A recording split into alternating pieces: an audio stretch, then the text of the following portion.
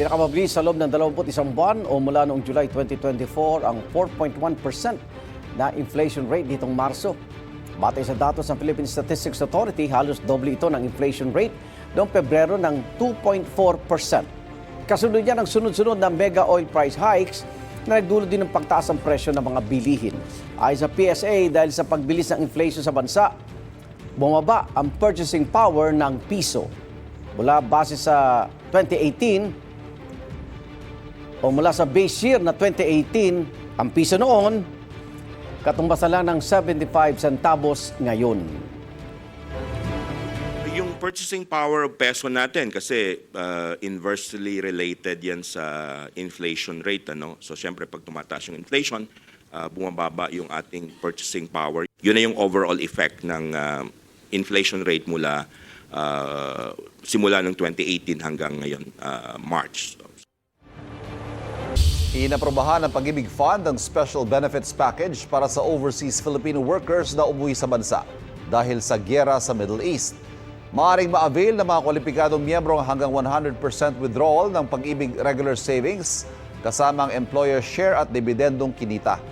Kung may MP2 savings ang OFW, pwede ring ma-withdraw ito hanggang 100% kasamang dibidendo.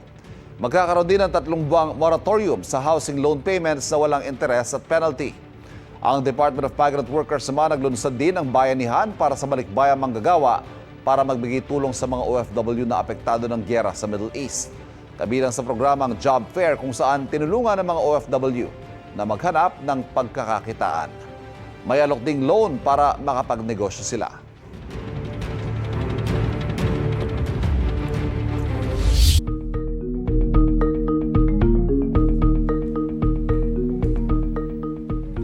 Humiling ng Temporary Restraining Order o TRO sa Korte Suprema ang company Vice President Sara Duterte para ipatigil ang impeachment proceedings laban sa kanya.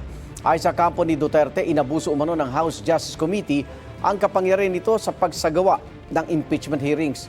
Paglabag din nila ito sa konstitusyon at sa naunang guidelines ng Korte Suprema tungkol sa impeachment. Isa raw insulto sa konstitusyon kung hahayaang ituloy ang impeachment proceedings. Pinababasura rin ng kampo ng bise ang ika-3 at ika-4 na impeachment complaints laban sa kanya dahil lumabag nila ito sa 1-year bar rule.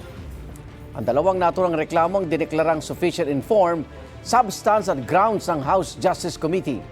Daon na iginit ni House Justice Committee Chairperson Jerbil Luistro na may jurisdiction ng komite na magsagawa ng impeachment hearings.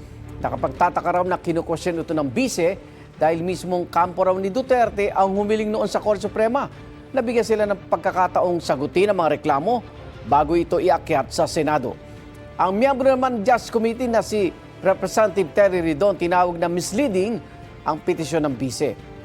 Sabi ni Ridon, malinaw naman sa mga sesyon ng Kamara na dumaan sa tamang proseso ang impeachment complaints laban sa bise.